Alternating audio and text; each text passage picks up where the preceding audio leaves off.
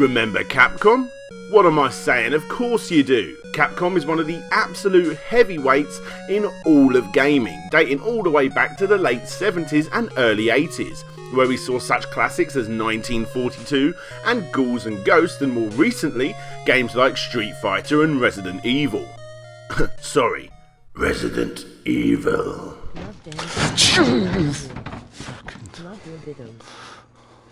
Yes, that's me, and goddamn is that bloody game scary.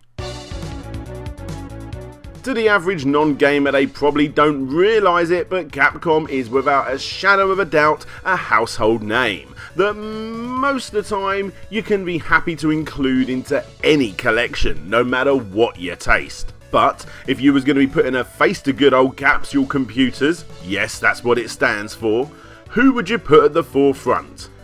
You see, this is where it gets a little bit harder. The company have so many great franchises that you're likely going to be spending ages working out exactly who you should put as the face of the company. When you hear Sega, you think Sonic. When you hear NEC, you think Johnny Turbo. And when you hear Nintendo, you think Mario. But Capcom? Mega Man? Ryu? Chris Redfield? Dante? Nah. What we're looking for is a mascot that completely represents the brand, and at some point was the face of the company. Captain Commando! Today on Slopes Game Room, we plan to look into the history of said character, look into the mascot's origins, and best of all, see what Capcom's closest has been up to lately. Welcome to Slopes Game Room.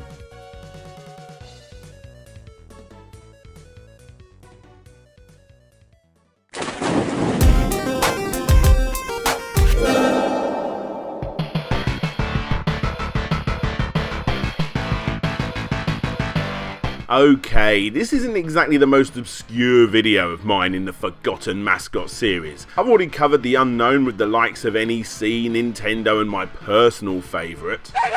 You see, the difference with this one is that Capcom's hero is not only more well known than Azabin, Sheriff, and most definitely Johnny Turbo, but he is still going. It's just the majority of gamers out there haven't put two and two together.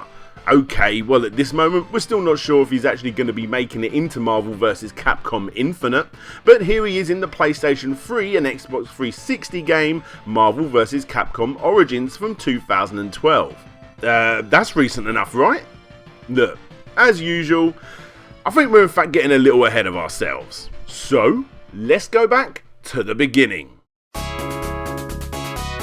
Wow, how far back have we actually gone? No. This Captain Commando has nothing to do with the war-themed Captain Commando and the Boy Soldiers comic from 1942. However, coincidentally, it was the game 1942 where we did see the very first appearance of Captain Commando strutting his stuff and looking quite different than nowadays. Nope, not in the game, but instead on the game's back cover. Now before I go ahead, just in case there are any dunces in the class that haven't picked up on this yet, the name Captain Commando, where do you think that came from? Come on, we're all waiting. Well, the more educated of you guys out there most definitely would have already spotted Capcom, hidden in plain sight in the name.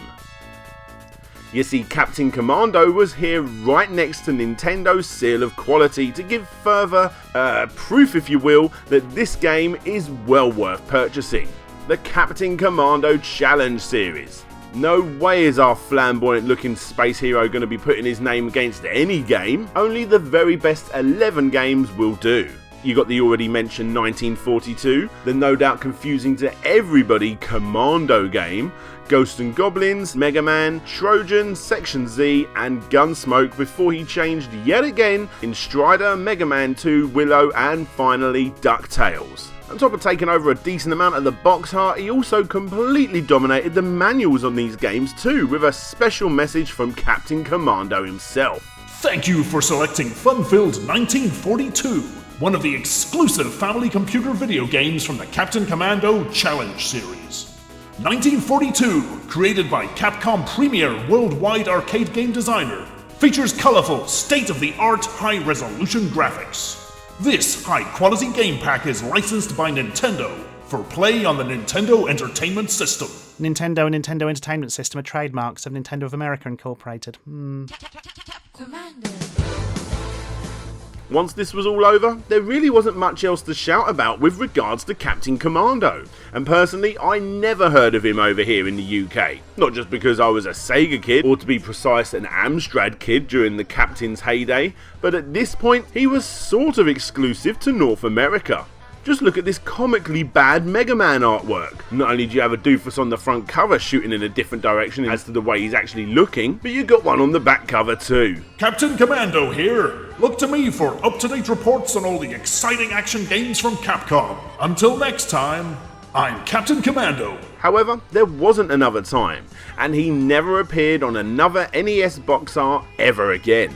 Well, actually, before we move on to the first game, which most people believe is Captain Commando for the arcades, you may not know this, but in some of the manuals for Section Z, they claim you're actually playing with Captain Commando. I'm not too sure myself. Anyway, let's go over to that arcade game, shall we?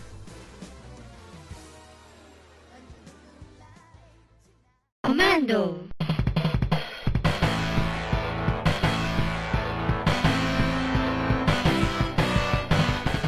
In case you don't know, one of the best places to research classic arcade games in the first instance is the Arcade Flyer Archive. It doesn't always happen, but sometimes you get those very elaborate flyer information packs that get sent out to arcade owners. Sort of a cross between a magazine article and video game manuals, if you will. On top of trying to convince arcade owners that this game will earn them more money than the competition, you sometimes get amazing artwork and in this instance some pretty awesome character bios and even a little bit of backstory. Special shout out goes out to Mr. Jimmy Happer for helping me translate these bad boys. 2026 AD. Crime has become rampant on Earth. Captain Commando and 3 brave warriors take a stand to rid the galaxy of the spread of Earth's crime. But in the midst of the crime they pursued was a hidden secret. Many of the criminals were so-called super criminals who possessed abilities beyond those of normal people. So, the character bios. Who's up first? There's Captain Commando, obviously, the leader of the Commando team, a group of brave warriors that combats crime everywhere in space. His powerful physical gifts are matched by a clear-headed intelligence that makes him an excellent leader. He's able to shoot electricity from his power glove, no, not this one, and also has his goggles that automatically cross-reference enemy facial data with intergalactic databases of unknown criminals. Then, there's Ginzu the Ninja, otherwise known as Ninja Commando. His razor-sharp servant sword, called the Lightning Light, is capable of chopping bad guys in two, and serves nobody but Ginzu. His ninja eyes can pick out enemies up to 500 meters ahead of him in pitch black. And finally, his ninja suit is tougher than iron, but softer than silk. Oh, and by the way, the name Ginzu actually comes from this classic 70s infomercial. In Japan, the hand can be used like a knife. But this method doesn't work with a tomato. That's why we use the Ginsu. It's a knife that no kitchen should be without. The Ginsu can cut a slice of bread so thin you can almost see through it. It cuts. Next up is Genity, a mummy-like alien from outer space, who always seemed cool, calm and collective. Genity dons the classic Captain Cap, a souvenir from our main guy Captain Commando. His genetic bandage is life-sustaining equipment for his survival on Earth, his genetic knife melts all matter, and finally his genetic controllers are his shoes, which adjust to the gravitational pull of each battle's environment. Oh yes, by the way, this guy, when translated for English players, was renamed to Mac the Knife, which was actually taken straight from the Louis Armstrong and even more popular Bobby Darin upbeat 1959 rock and roll tune that was about murder. Seriously, look it up. Just Jack Mac, his old Mac he babe, and it keeps it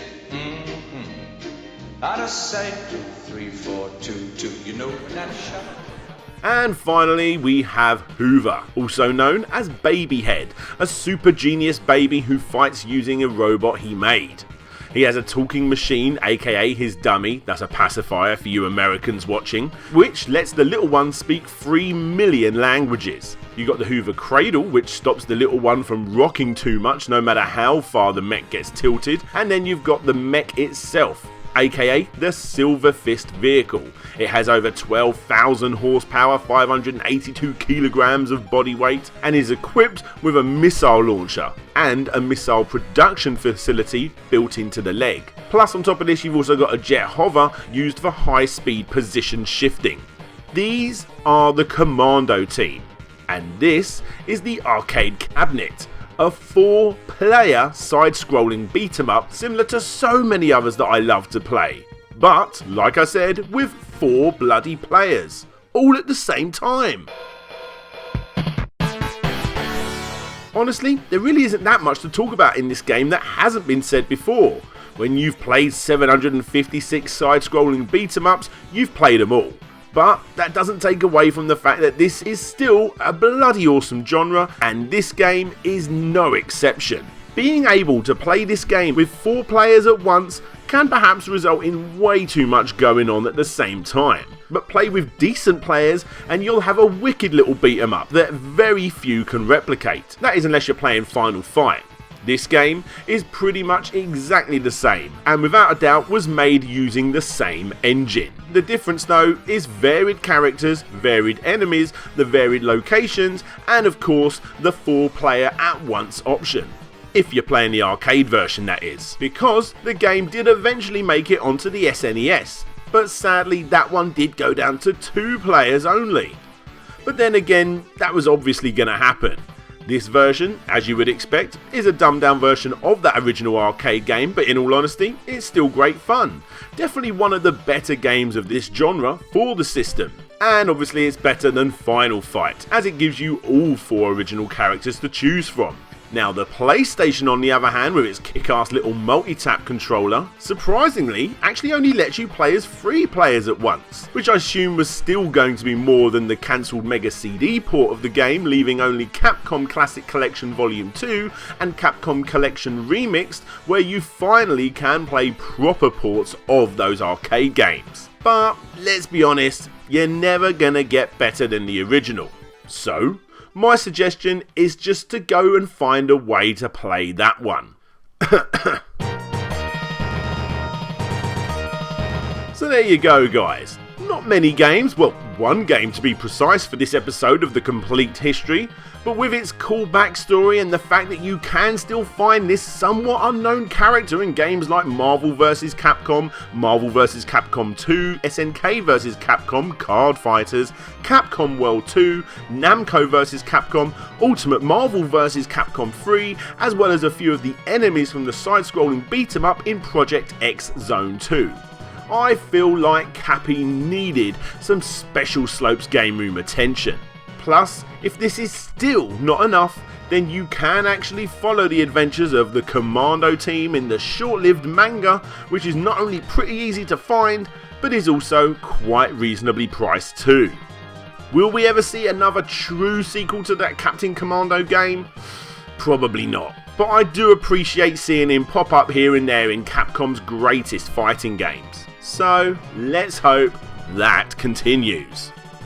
Hey there guys, thanks for watching one of my more obscure Complete Histories. And of course a big thanks to Stuart Ashens for lending me his iconic vocal notes for this episode. I'm Captain Commando, and I'm legally obligated to tell you that I am a registered sex offender. It's the part of the video where I say a big special thanks to all of my Patreons, with a special thanks going to Matthew Ritter, Ryan Burford, Phil Lowlins, Ian A. Chapman, Creamy Elephant, Downright Superb, James Loveridge, Casey Garner, Blitz Hedgie, Ben Hall, Taylor Almond, Team Not Crash, and Tiago Piera dos Santos Silva. If you want to be part of this list, see videos like this early, see exclusive videos, previews of what I'm working on, join in on the Slopes Game Room Discord chat and be part of every month's Q&A, then please consider becoming a Patreon by following the link you see on the screen. Don't forget to subscribe, thumbs up or down, go share it all over social media, all the usual stuff. But for now, this is DJ Slope signing out, and hopefully I'll see you all next time.